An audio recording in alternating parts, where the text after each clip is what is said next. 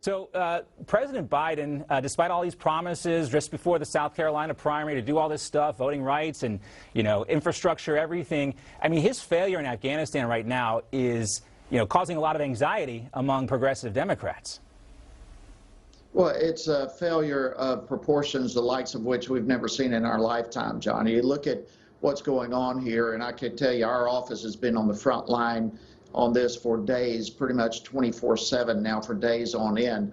And just to be very frank and honest with you, we have had virtually, not entirely, but virtually zero help from our own government, from the State Department, the Department of Defense, and so on. We have had great help from NGOs, from other countries, from individuals with boots on the ground, trying to get both U.S. citizens and Afghans who help the United States out of that country. But it's unthinkable that we are now on the verge of abandoning those people, stranding them, and forsaking them entirely in an extremely hostile environment where many of those that we are currently dealing with are going to lose their lives because this administration will not do its job and protect our citizens and protect those who have helped the United States.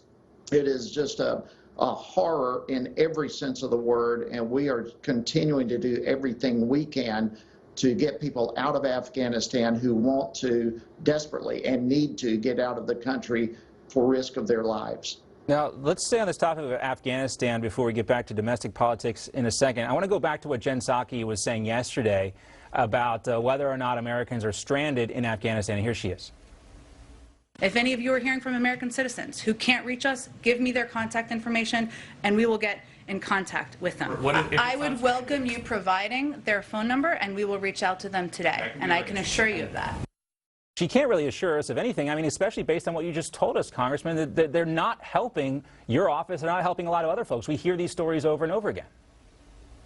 They are not helping. This is a totally missing in action government right now who did not have a plan, who has our military leave in the darkness of night without telling our allies, without telling our own citizens and other people of interest, stakeholders. They just leave and without any plan. How could you possibly desert, forsake, abandon these individuals? Listen, this is the same Jen Psaki who just the other day denied that anyone was being stranded. Right. We have gone from being stranded, John, to now these people are about to be hostages. Many of them are going to lose their lives because of the ineptness of this current administration to not do their job and to not stand in the best interest of the United States and our allies around the world. The ramifications of this are going to last for years. When will ever our allies trust us again?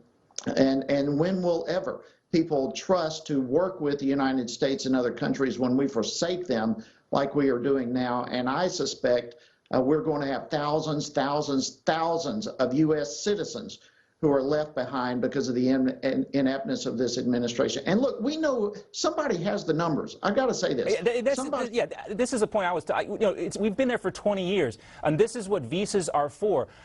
Our expansion of the intelligence state has been exponential over the last 20 years, and you're telling me that between all that brain power, we can't, tabulate who's actually missing and who's not, and who our allies are and who are not. We can't get them out of the country.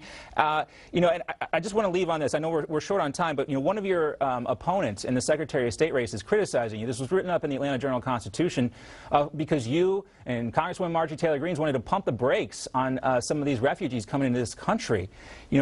There's the Pew Research poll from 2013 that shows 99% of the Afghani Muslims believe in Sharia law, and that should take precedence over any other kind of law. I mean, it's not, we can be compassionate, but we should know who our allies are. We should know who the Americans are. But at the same time, we cannot turn a blind eye to the danger of welcoming some of these folks in. There is a danger there.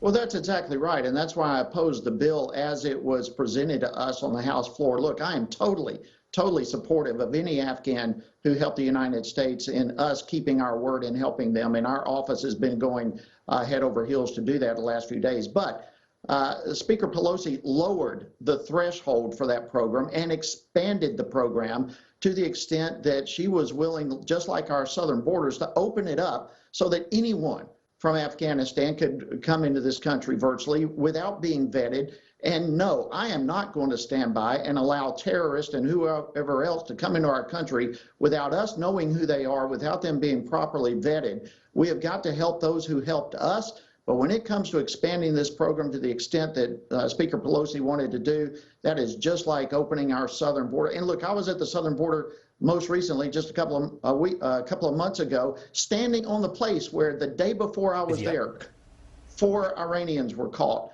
Terrorists are coming across our southern border. We sure don't need them coming now because of what's happening in Afghanistan. We've got to vet people properly and only help those who helped us. All right, Congressman Jody Hice, thanks so much for your time.